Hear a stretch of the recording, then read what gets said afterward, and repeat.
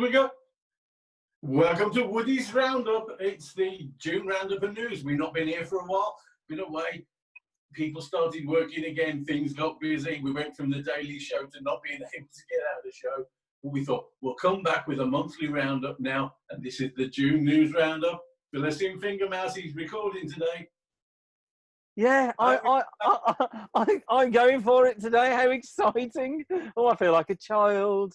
Yeah, we're a brief respite from franchise wars, and we have a bit of a roundup. So, should we start? I've got a few written down, and we're going to talk one thing, but I'm going to kick something off Marvel. And this has been a rumor for a while. Was I reading correctly that Doctor Strange's multiverse of madness has got some weird stuff going on, and there's a rumor that Bruce Campbell is going to be Doctor Strange in a sort of weird Sam Raimi return, and Tobey Maguire may be in it as well. Did you see that, Mart? And did you see that as well? But that's fantastic. That'd be brilliant. I love the Doctor Strange Army of Darkness pastiche poster that's out there. Fantastic. Yeah. You can bring Bruce Campbell into anything. I'm more than happy. You know, get the chin in there. He's fantastic. Absolutely. With it. But you know from the title, The Multiverse, that it is going to be madness. I think that's great. Mark, did you see that one? I just think they're going to use it as an excuse to throw the doors open to bring anything in and anything out. Yeah, it's great, isn't it? Yeah, I think can go anywhere, can't it? I think we'll have the birth of the X-Men come in this. I think we'll have the Sony Spider-Verse introduced into this, so Spider-Man can go off and do his Sony movies without affecting the MCU. I think it's going to be a gateway to a lot of new things. Well, speaking on the Sonyverse and Spider-Man stuff, the rumours going around that Tom Holland's signing up for like a 6-movie extension, which will let him do his sort of 3 Spider-Man movies plus a couple more, or plus like 3 more in like not Spider-Man ones, going to be Avenger films, and outside of that, maybe even Secret Wars or something. And isn't it funny how these rumours are coming around just as we get in the Flash rumours with Michael Keaton coming back as Batman? It's also been battered around that Affleck's going to come back as Batman as well. So, well, they say Christian Bale as well. If they can't get hold of Michael Keaton, yeah, they're all batting around some crazy stuff at the moment. And they're saying it's not going to be like the older Batman of Batman Beyond. They say what it's going to be is basically Flash going to different realities and having the different Batmans of different realities just being all the ones that have gone on. Be fantastic. I'm quite excited by actually some stuff coming out of DC. Although I did see the news today. Did you see the guy who was Cyborg? And forgive me, somebody will throw me his name in a minute. Oh, yeah. He has absolutely slated Josh. Yeah, that's it. Absolutely slated Joss Whedon about the Justice League production.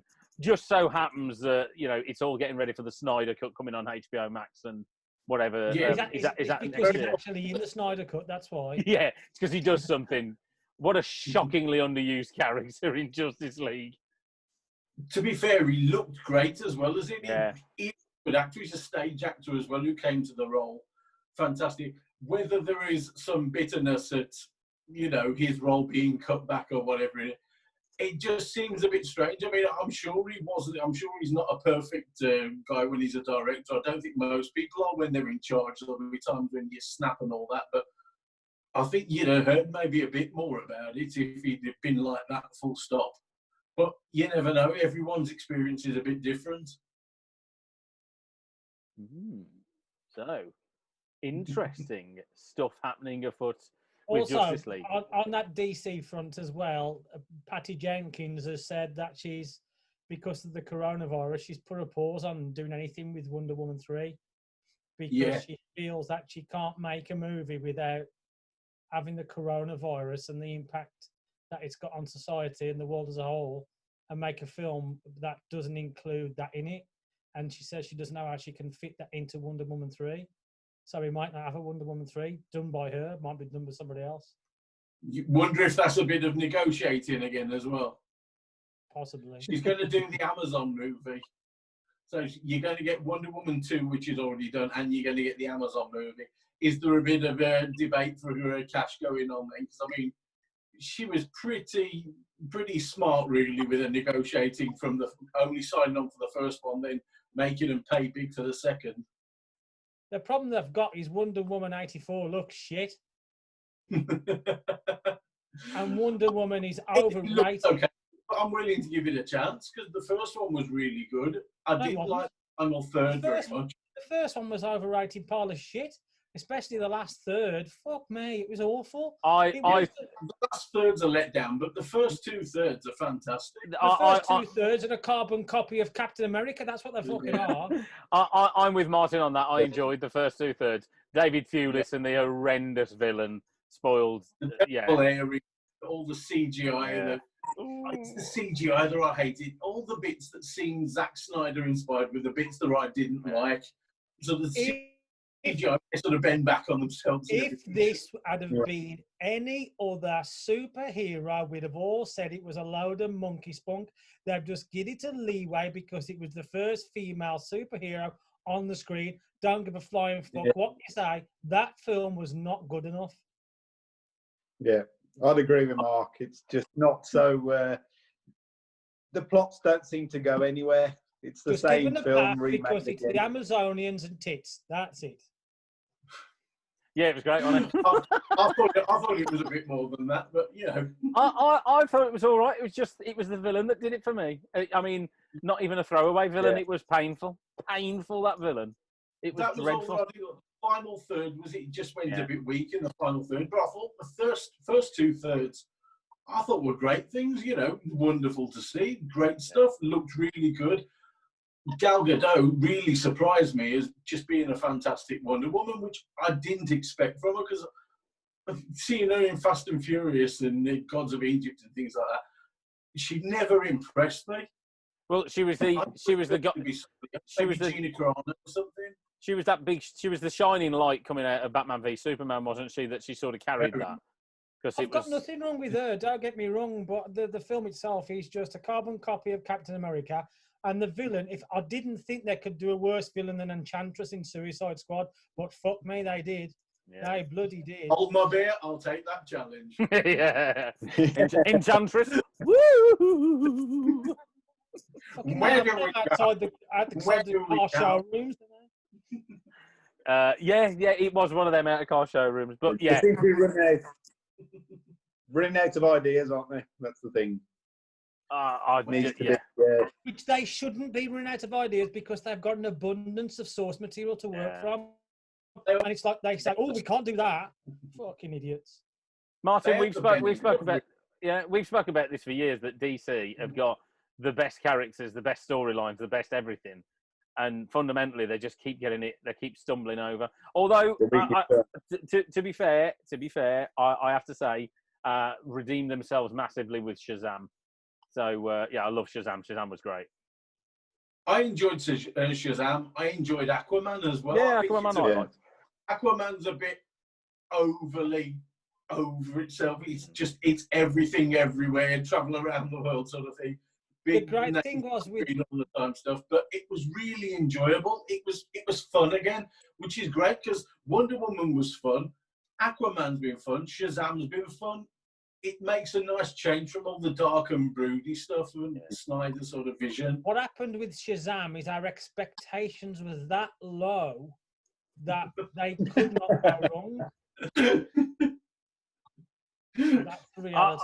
Well, you say that. I went in going, right, remember 7 years ago, famously, look, there's so much I can give you, but a talking tree and a raccoon, that's never going to work. How wrong was I? I had the same with Shazam going, really? A guy going Shazam and turned into a big bloke?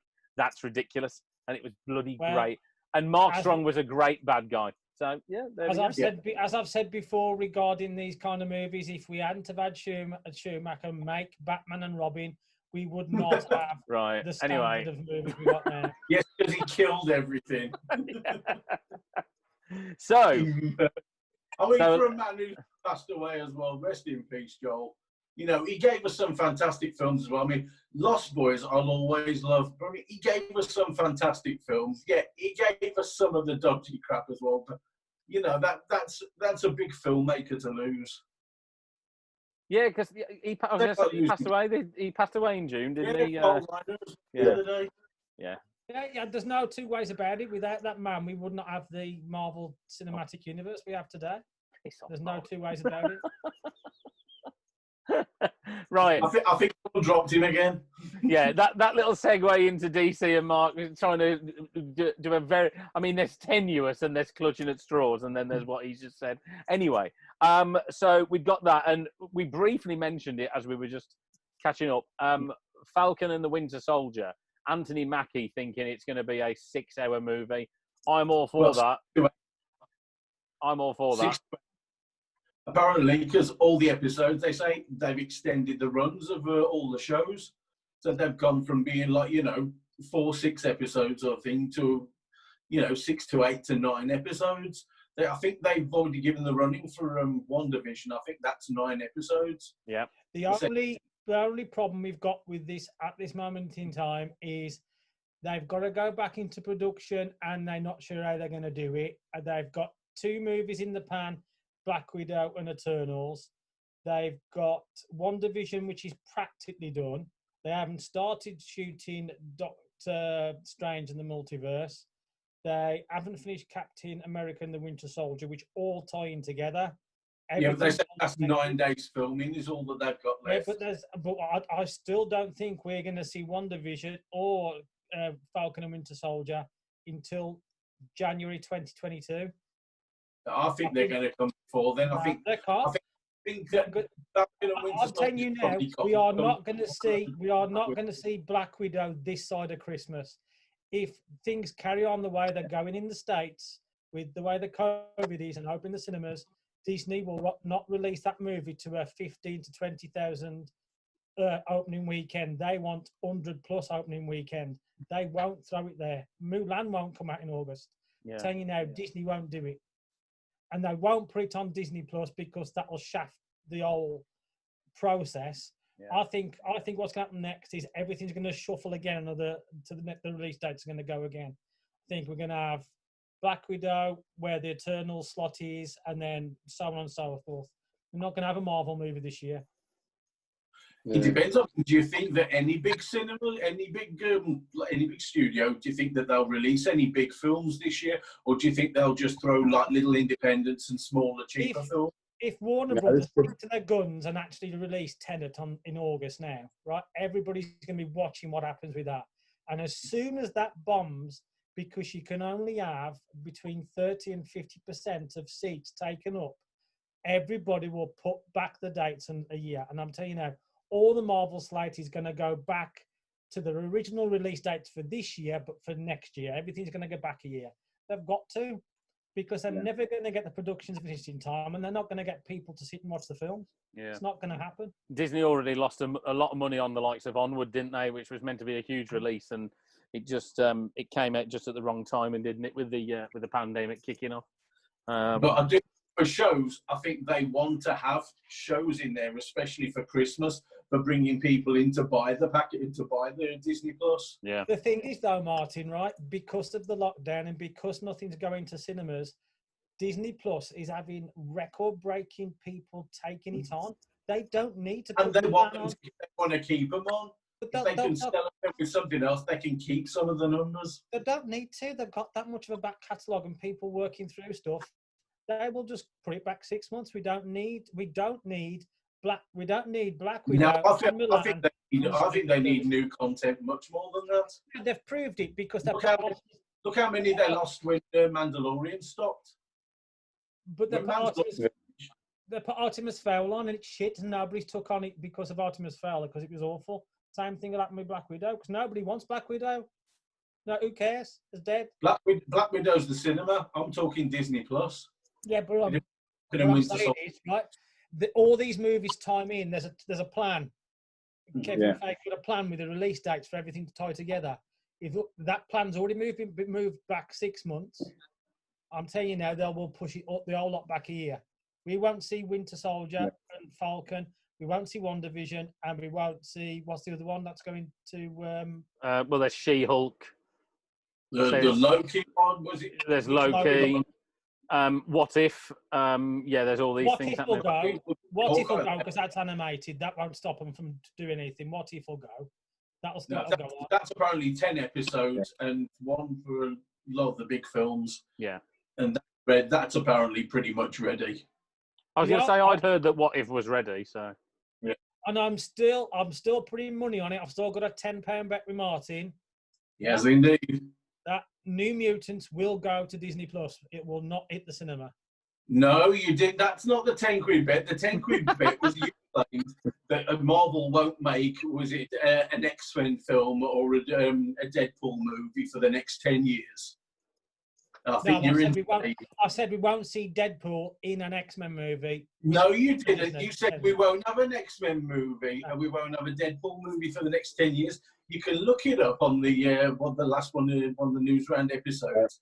It's on there, recorded. It's quite easy to look back and see. But I still stand by what I've said before. New Mutants will not get a cinema release.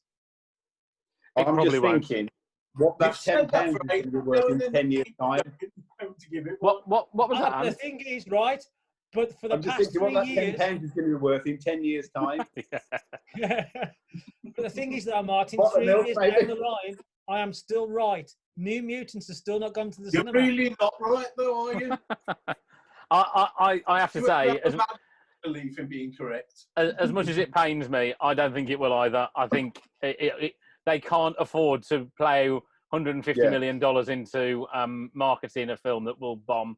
They can slip it into Disney Plus, and it's already marketed there with a lot less effort. It's easy for them to release New Mutants.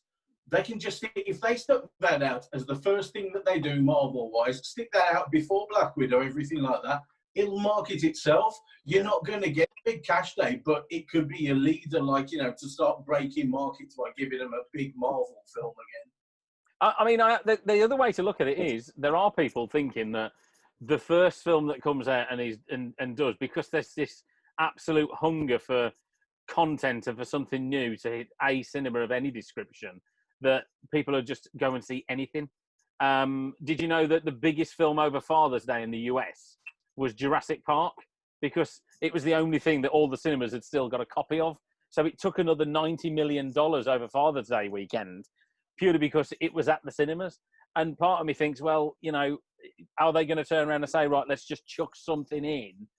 I don't know. It's a tough one. Mark pointed out, though, there's going to be a spacing and distancing in there, which means that you can run something that could be successful by what you've got to offer there at the time, but you're still not going to make as much as you would on a regular movie because of the lack of spaces that you've got to fill in that cinema.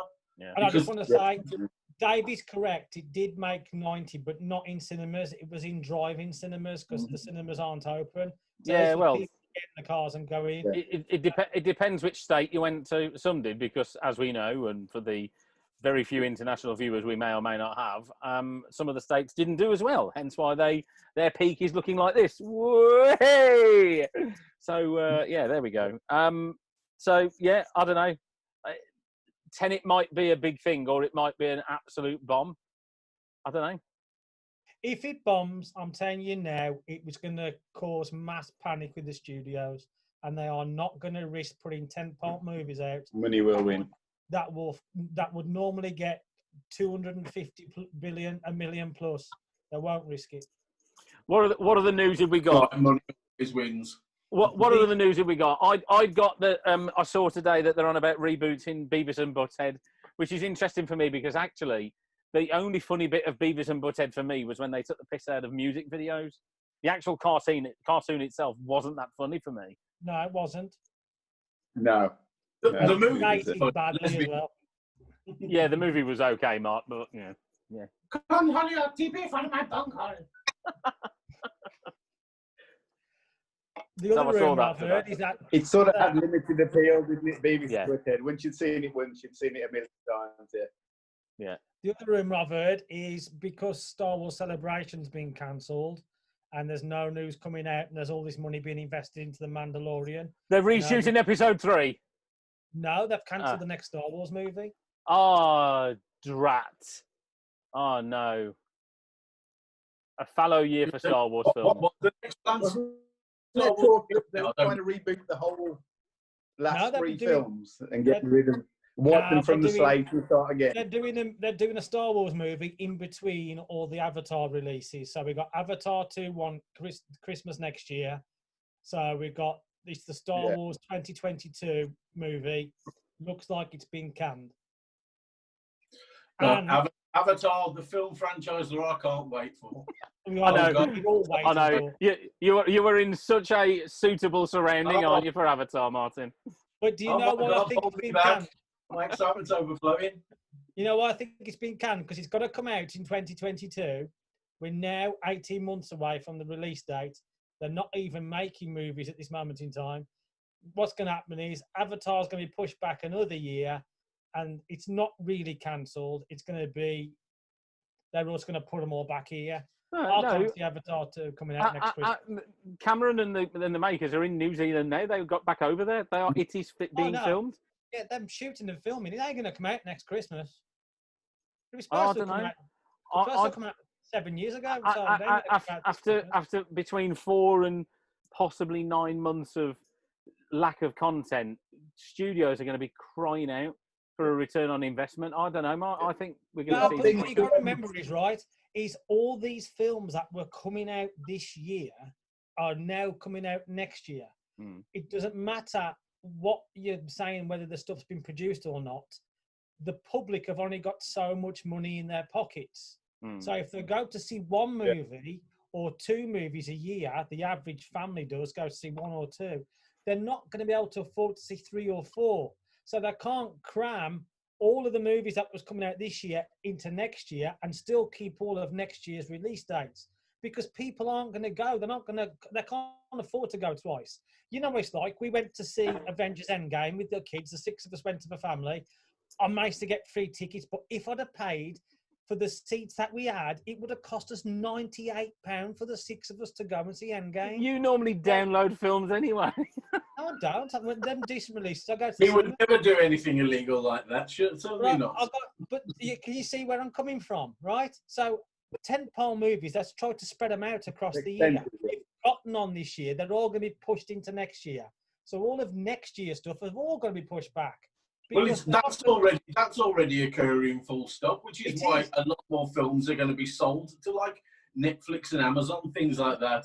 They'll start getting them as well, or they'll just start putting them into their own streaming services, because families and people can't afford cinema for everything. The average family or cinema goer can't afford to go to the cinema more than 3 or 4 times a year, which is why they have the January release, the Easter release, the summer release, the November release, naturally, right? So if they can only afford to do that 3 or 4 times a year, and there's so many movies being pushed back, then you've got to get the cinemas to have the schedule to have all of these movies in the cinemas at the same time, to keep them in cycle for 2 to 3 to 6 to 7 weeks. You can't physically fit it all in. So stuff's got to move. And I think Avatar 2 won't come out next Christmas. We'll have these Avatar and Star Wars movies all pushed back a year. Definitely. Yeah. No, I think it's on the cards, isn't it, that? It just seems natural. They have to push movies back. They're going to have to make room. There's a year's worth of movies virtually, it's got to be released. I mean, cinemas are very, very lucky because they can social distance before they can social distance and put the rule in place. Where you've got gigs and concerts where you've already got the tickets and the places are sold out, they are screwed because then it's impossible to do the spaces in the seating, because when you're sitting next to somebody, you're not a metre plus. You're right next to them. They're sweating on top of you in some cases. But it's not only to do with that. The reason they couldn't do swimming pools and those sort of things and nightclubs and gigs is actually a science thing, is because you have to, because it's so loud, you have to get close to somebody to speak over. So the risk of transmission is greater because you're speaking closely and loudly, and chances are spit comes out. In a cinema, it's a little bit safer, and you can have gaps in seating if you're going in family groups. It's easier to manage, whereas a concert, I mean, entertainment as such, there may not be theatres, there may not be gigs until we have a vaccine. I mean, realistically, though, who went to the cinema? What was the last time you went to see a movie that wasn't Star Wars or Endgame, where you went to the cinema and it was packed? Oh yeah, it's everything's Marvel at the moment. Right, so you can. So that's the. You can pick your seat. They've got showings going on, and they're already only filling in places up 20 to 30% capacity anyway. So they might not have such a big impact on the box office as I think they're going to have. It's only the opening weekends where the actual sellouts are. But over the period of the 2 weeks when them showing, me and Vicky purposely go to the cinema 2 weeks after the films come out, so we haven't got to sit next to somebody who fucking stinks. And that is why we go. Yeah, but I don't go to the but look at it another way, though. You get to a multiplex, there's 10 screens, 12 screens, 15 screens, all showing different films at different times. Well, you might have it where they say, right, the film is tenet. We've got 10 screens, and we're going to divide it by 10, and you will get people in. Cinemas make a lot of money, not just on the movie, but on the shit that you buy in the foyer. So I don't know. I'm still thinking that. Me, they don't. Well, exactly. There, I'm walking like the fucking Michelin Man because everything's stuffed. God forbid the kids to go to the picnic. The only thing I don't take in is a drink because I can't piss. So yeah, I think I don't know. I still think there's an appetite, and I still think there's an opportunity there. So we'll have to wait and see. That when multiplexes are divided up into, say, only like 2 or 3 films or something, or even just the film, as you say, you know, I could see that actually being the case, especially with a big film like Tenet or something like that being released. Yeah, you can bring people in, just everyone's divided up, and that's it. You're paying for the one film. There's probably something sorted out where you don't pay so much for all the different movies. You sort of pay a set rate for just showing that movie and having different lots of the film. You look at Cineworld and some of these cinema companies have already announced this week, well, we're going to hold back our openings because we haven't got a big film to show.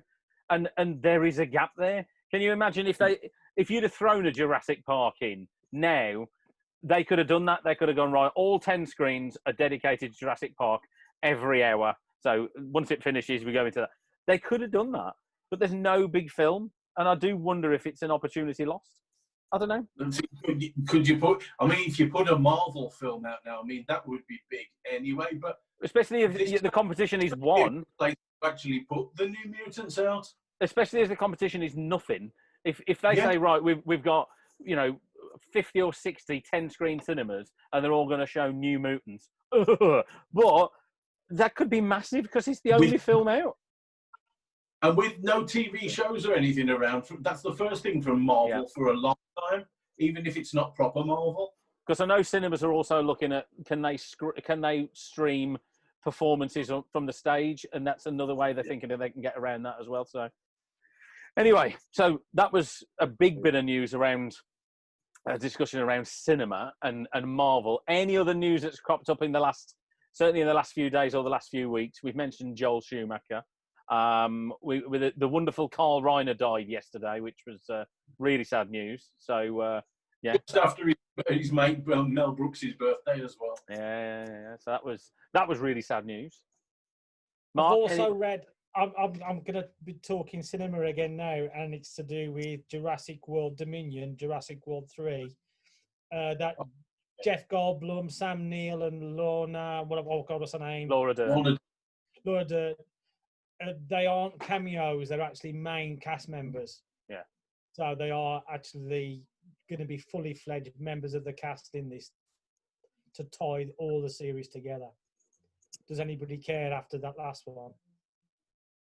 We still enjoyed it. When we gave the franchise wars and everything, it's enjoyable. That last one's a bit of brain candy almost. You just put it on, have a bit of fun with it. That was all right. That little big rock short that they did was really fun. I like that a lot. If they can mix sort of blending of what they've been doing and with the old and the new, that could be really, really fun. As long as they don't do those sort of mutated lizard dinosaur human soldiers idea, fantastic. Yeah. If they do it, if they do, it's game over. I'd have enjoyed that a lot more than bloody what's it called, Brachiosaurus. He's crying at the edge of a fucking volcano. Jesus Christ! Hey, that was emotional. That was, Mark. Yeah, I was emotional. Did make kids cry. Any other any other news that you've seen? Something, but the second it's season kind of of more. The Boys coming up. They showed, what was it, the first 3 minutes of it the other day. That looks fantastic. Really brutal. I mean, you know, if you checked out in the comic book stuff, that's brutal. He does it. They're not doing the stuff with Black Noir quite as bad as they've done in the comic books by the look of it, but it's pretty brutal what they're doing with it. It looks fantastic. Also, you got Umbrella Academy season 2 coming the end of July. So, you know, yeah, I can't wait for that. Series coming up. And what did you say, Ant? You'd got one as well. I was thinking more, obviously, with this. So, with all the issues, how far off do we think films will be where it'll just be CGI? I think it's reaching the point where it'd be watchable. But I don't know what your opinions are on it. I don't think it's going to reach that. Not within decades, probably. They've tried like numerous times. You still just lose. If you could have stuff like Sin City where you have an actor filming in a CGI sort of background, but to replace actors just with CGI and everything, it just gets rid of all the current problems that they've got. Ford film where they completely CGI the dog, they just don't look quite right.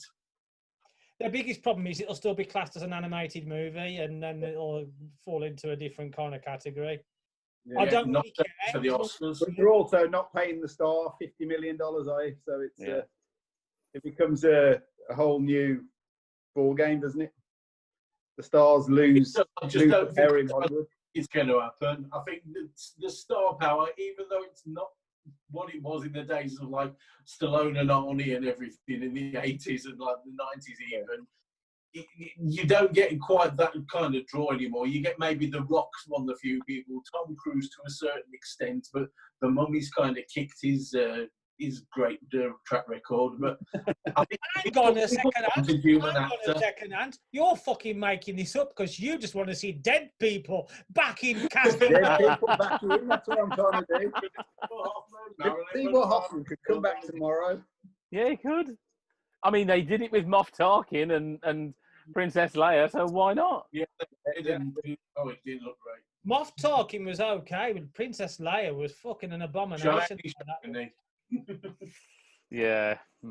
I wonder if they'll tie it up in 10 years. Reaching that point where it's watchable, but I appreciate from views there's a on film it where they've basically done a CGI animation of James Dean that they're putting as one of the actors in a role, and they're just putting him in as a CGI James Dean. So that'll be interesting. It'll probably have an actor and then just have the old dots and everything, and then just map the face over it to do something like that.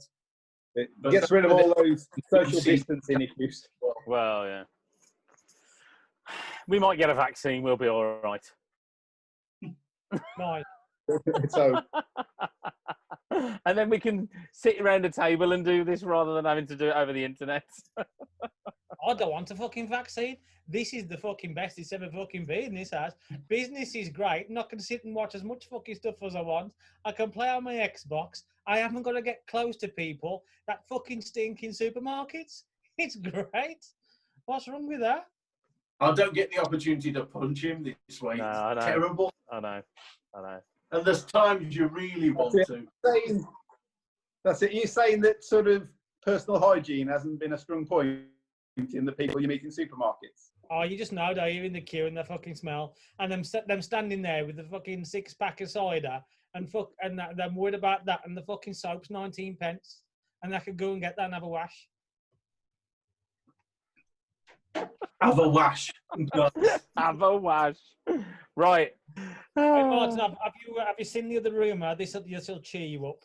Edgar Wright is going to be working with Netflix Animation to do a Scott Pilgrim animated TV series. Now, I love the sound of that.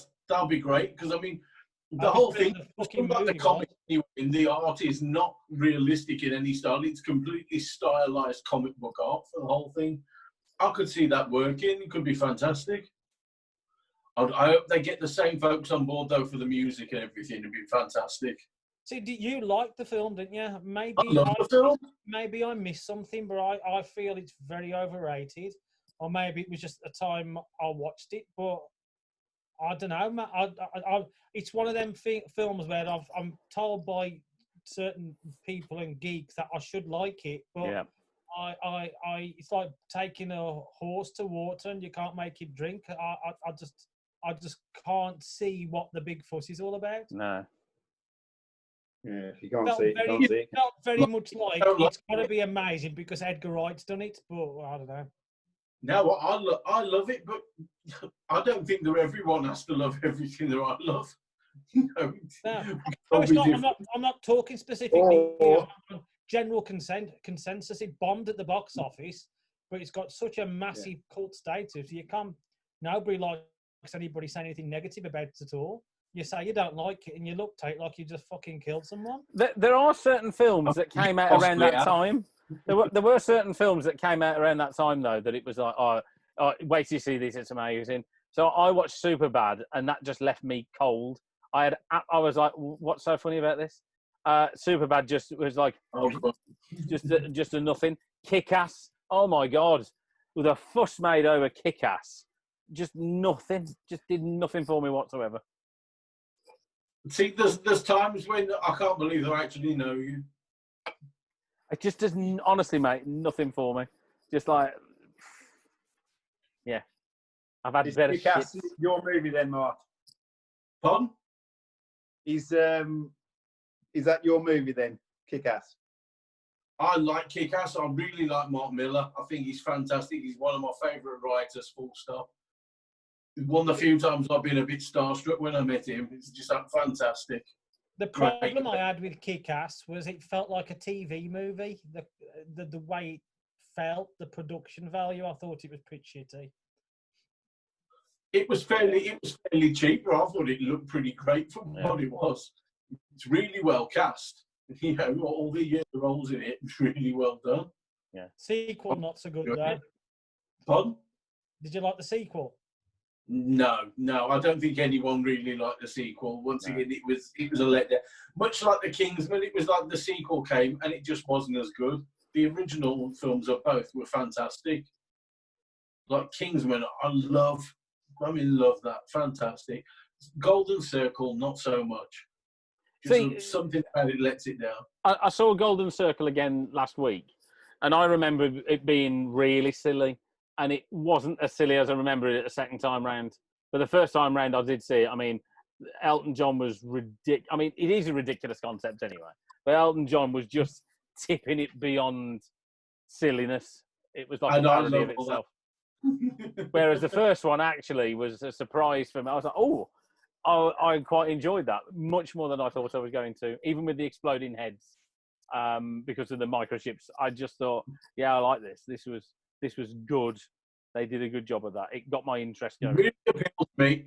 It's what I stumbled upon the comic book on one of my trips down to see Jamie down St Albans, and we went to Chaos Comics over in St Albans, and they just happened to have the #1 just being released that day, and I picked up a copy of it then, and fantastic. And then I got the Clint magazine as well, Mark Millar's old fancy magazine, and that used to have the strip in every month as well. That was fantastic stuff. And I really enjoyed it. And then when you saw it become a film as well, the fact that Jane Goldman was doing it with Matthew Vaughn at the same time as it was being written, and they're all working together on it, Mark Millar and Matthew Vaughn and Jane Goldman telling the story, that was a really good thing. The second one, I don't think had Mark Millar involved in it, and maybe that was part of the letdown.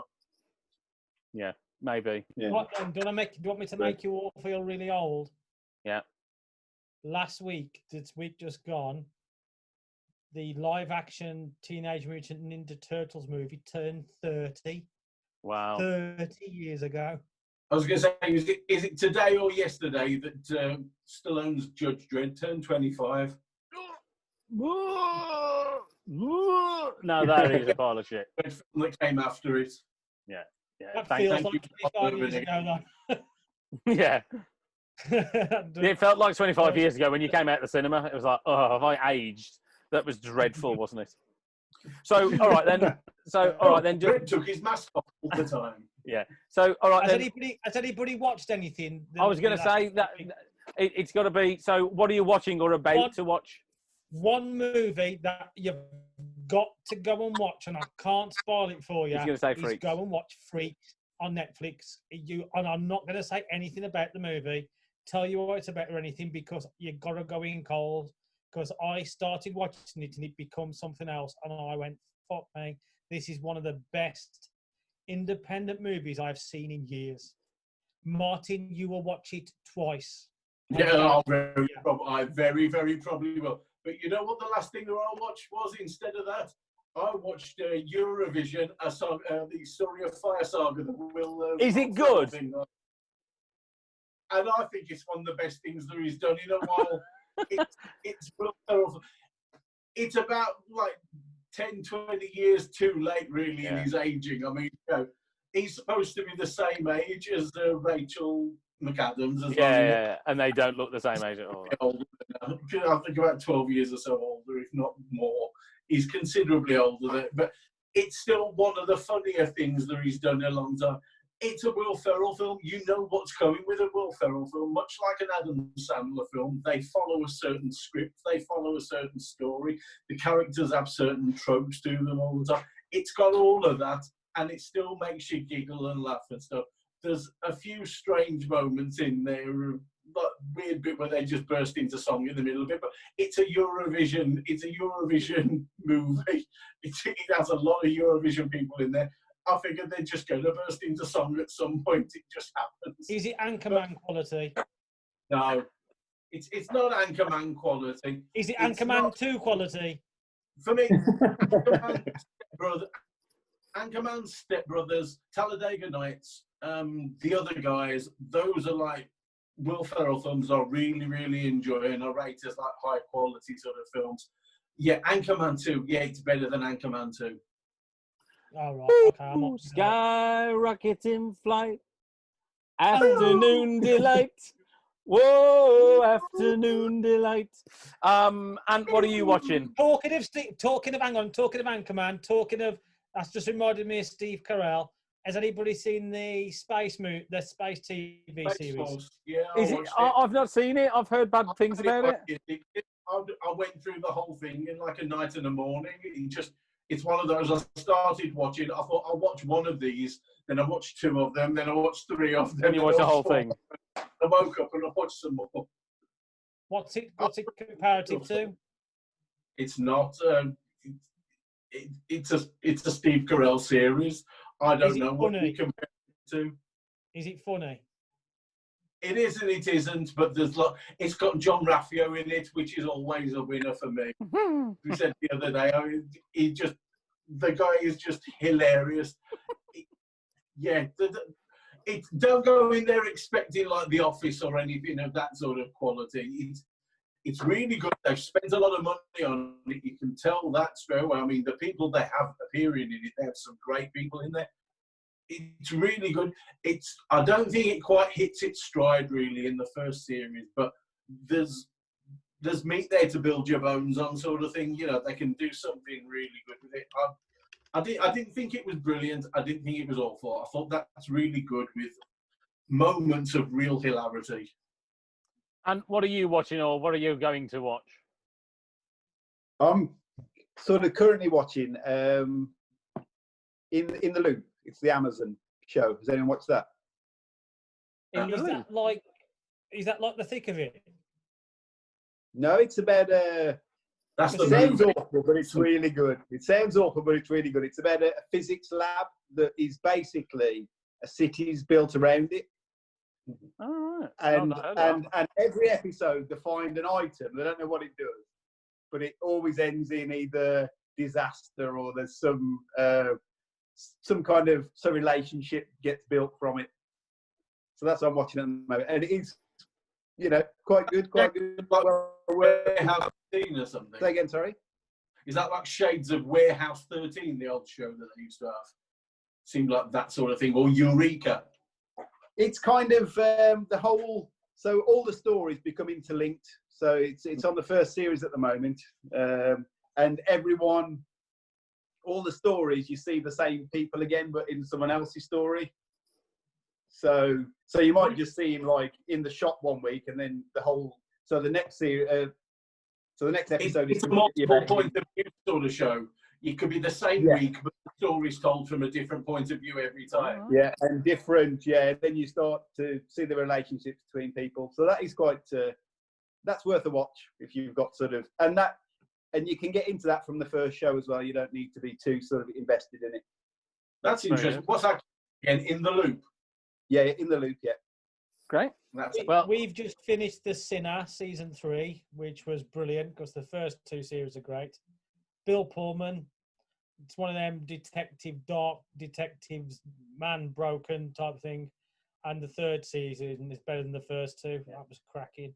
Well, I'm currently sitting. Well, I'm going to be sitting through a number of things. I'm currently rewatching The American Office and forgetting how amazing I think that Dwight Schrute is. So, yeah, he's just wonderful. But also, there's a number of things I'm planning to watch. So I have Birds of Prey in the popular Blu-ray format to watch. You've not seen it yet? I will let you know what it's like. I've not seen it You've yet. not seen that yet? No, Yeah. It's great, that is. Am I going to hate Ewan McGregor? Am I going to hate Ewan No. McGregor? I have a feeling I will do. I was, again, my expectations were that low when I come out of the cinema. I really enjoyed it. But that was one of those times when me and Vicky went to see it, and it was opening week. And it was the Tuesday night. It opened on the Friday night before, and it was just me and Vicky in the cinema. Vicky in the whole cinema. There was nobody else there. And you know, we're going to watch Highlander, and to help ease. Highlander 1, brilliant. I've just bought watching it the other day. I scrolled out and I bought the 30th anniversary edition of it on Blu-ray. And what about Highlander 2? Hell no. You know that. I'll tell the story anyway. The other day, the punch and the yes. Please watch the Renegade version. Watch the full-length director's special edition, the Renegade where they chop it all out. I've got to watch the proper one for doing bloody franchise wars. But Jesus, don't make me watch more than I have to. And the other thing I'm planning to watch as well, possibly for a future franchise wars, is the Christopher Reeve 4 DVD set of the original Superman. So Superman 1, 2, 3, 4. Yeah. What's the director's cut of 2, Dave? Because I'd never seen it. Have you seen it yet? I have. It's the same film with a couple of extra scenes in. Snororama, bloody hell. It's just the ending. It just cracks me up because I just redid the end of the first one. I just thought, why? That's so odd. You're just looking forward to 4, where they got Nuclear Man with his growing fingernails. There you go. As cannon over. Yeah, Nuclear Superman's hair that can hold a huge weight, and they get a pair of pliers and just cut it like that. Yeah, yeah, it's just very, very silly and some wonderful CG. So, I'm really looking forward to the franchise wars for Superman because you're both wrong. But carry on. So we have had some. Jesus Christ, you are mentally irregular. We've had some nice catch-ups on this recording. So we've gone through the latest news, some rumours around Marvel and DC, which is always quite nice. We've said farewell to a couple of people who we've lost along the way in June. We've argued and thought about cinema, yeah, we've said what we're going to be watching. So join us in a month when we'll talk about what happened in July and what also hasn't come out. And I'll see you all again soon. It won't be New Mutants. Fucking take that one off it.